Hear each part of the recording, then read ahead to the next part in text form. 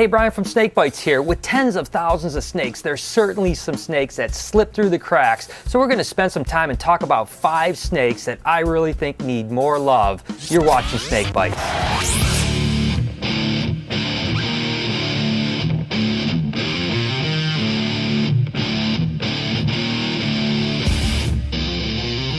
The other day when I was walking around my collection, I started to realize that there's a handful of snakes that really don't get a lot of justice in the reptile business, and even us as a show hardly ever show them off. I do so much with ball pythons and corn snakes and other animals, so I kind of neglect a few animals that I think are super cool. So I wanted to pick the top 5 animals that I really like that you guys probably haven't seen or we haven't showcased much, and you don't even see too much offered around on the forums or even for sale. I'm going to start with this rhino rat snake. Now, we've shown them in the show before, but probably haven't talked about them nearly enough. These are an Asian rat snake that are from North Vietnam and southern China. As you can see, there's this little appendage on top of its nose, and that's why they're called rhino rats, because of course they have the horn just like a rhinoceros. These guys are pretty interesting because they're born gray, and as they get older they actually turn this really beautiful green, just like you can see with this guy. They're definitely an arboreal animal. They like to live a lot up in the trees, but it's really cool because in captivity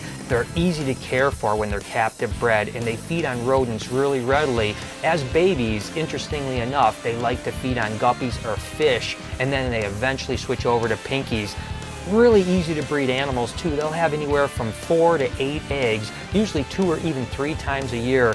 This is just an animal that I just love working with, and I needed to share with you guys. A snake that we don't talk about that often, but certainly deserves a lot more credit than people give them, are these bamboo rat snakes. They're from Southeast Asia, and I think that they're one of the most beautiful snakes that we work with. They're all subspecies of Porphyraceae. This one happens to be a Valente. What makes them interesting is that they're really prolific animals, even though you don't see them around that often. These animals will have 6 to 8 eggs per clutch and can have up to 6 to 8 clutches per year, but a lot of people aren't breeding them because they kind of need a little bit of specific husbandry. They like it cool, down in the upper 70s for the high, and even down into the lower 70s at night. They also like a lot of humidity. If you keep these guys too dry, they'll actually dehydrate and die. So it's really important to have a moist box or a moist cage in there, and again, keep them on a cool setting. But again, this is a Valente. I want to show you the other species. All right, guys, it's Cal's Question of the Week. Now, every week I see your comments, need to show more boas, need to show more colubrids, wah, this and that. Well, now is your chance. I want to know from you guys, what snakes in the reptile community do you think need more attention? And if we have them, we'll show them. Text or video comment below, let me know. Now this is the Porphyraceae laticinctus.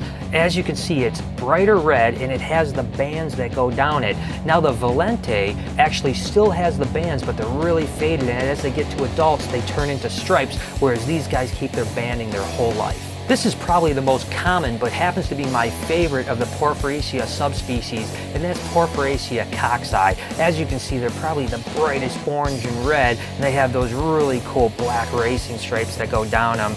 Again, these were the first ones that were bred in captivity, so there's a lot more of them out there, and they're also the cheapest, but I still think they're probably the coolest. When I was younger and used to look at pictures of snakes, these mandarin rat snakes were always high on my wish list. The problem was, once I got older and started to realize how difficult they were to care for, being that there were only wild-caught animals available, I kind of shied away from them. These guys are from central China, and again, they're wild-caught for the pet trade in the meat market quite a bit, but they do absolutely horrible as wild-caught animals. Probably 99% of them die, if not more, but fortunately, when the first people started to breed them in captivity, they realized that they were extremely hardy animals. In my opinion, these are probably the prettiest naturally occurring non-venomous snake in the pet trade.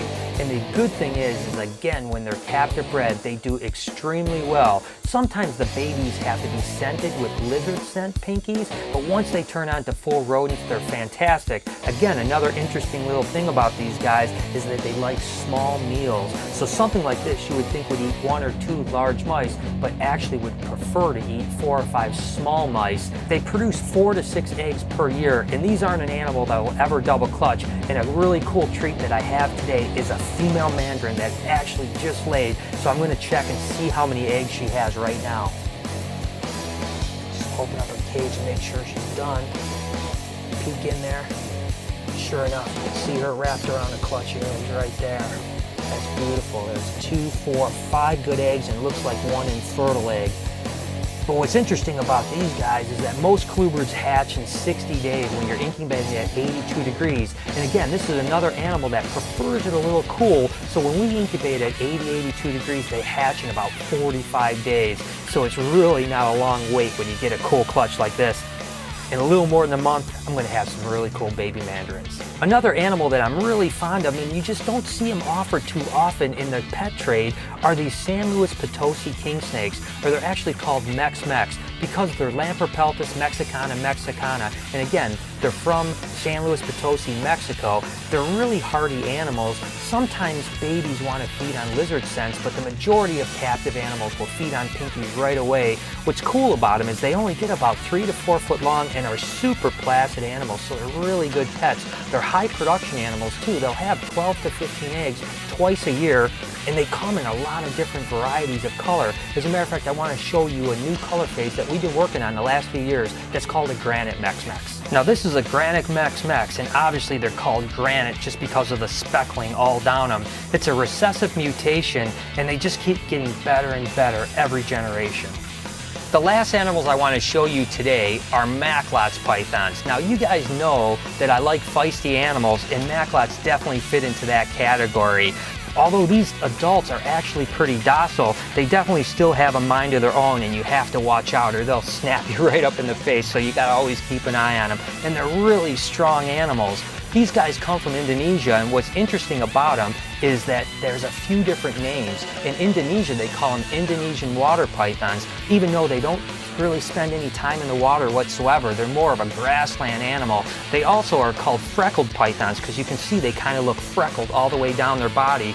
Again, these guys will hatch out about maybe 12 inches long and are just full of energy and just really will bite you every time you get them. And trust me, when you do take a bite from something like this, it hurts a lot worse than you would expect because there's so much power behind it. As you can see, this girl's a pretty big girl. She's probably closing in on 8 foot.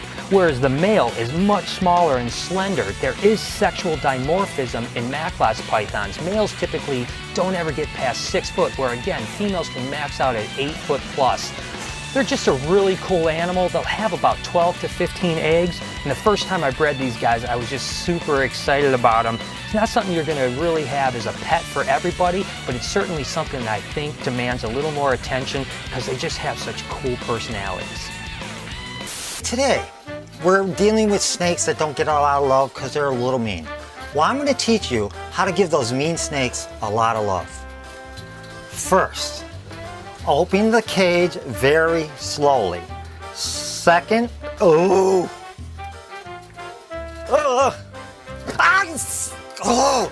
love you so much, you stupid. I'm trying to love you. Shh, shh, shh. Ow! Oh, God! Oh, that one got me good. Now, come on, please. You're embarrassing me. Once you get a hold of them, they should just come out real gently and easily. To show how much you love your snake, let it kiss the camera. Ow, ooh, he's pooing. Oh, squirting love juice out of his. I don't want to do this no more. Ooh, get out of here. Okay, you know your snake had too much love when he shoots nasty juice from his behind. You put him back. Thank you. For this week's Comment of the Week, the question was, what's the weirdest thing you've ever eaten? And sweet as Nate said, strange as it may be, I swallowed a het for caramel ball python egg whole and incubated it myself, keeping my body temp at a constant 90 degrees while sitting on the toilet and watching SnakeBytesTV. A week later, I gave birth to a handsome caramel ball python that enjoys swimming and has a strong fetish for Charmin. Of course, that is all complete crap, excuse the pun, but it was funny, yes? All right, that was a great comment. I really love the swimming and Charmin part in particular. I want to give a shout out to Ireland. That's right, the entire country of Ireland. I asked the question on my SnakeBytesTV Facebook page who you wanted to get shout out, and I guess we have a bunch of viewers there, so I really appreciate it. And speaking of that page, I had Kevin Modio ask if I would show a gold dust ball python, so here you go, Kevin. If you guys ever want to give a suggestion or need a shout out, make sure to check me out at facebook.com/SnakeBytesTV or follow me at Twitter at SnakeBytesTV. Until next time, this has been Snake Bytes.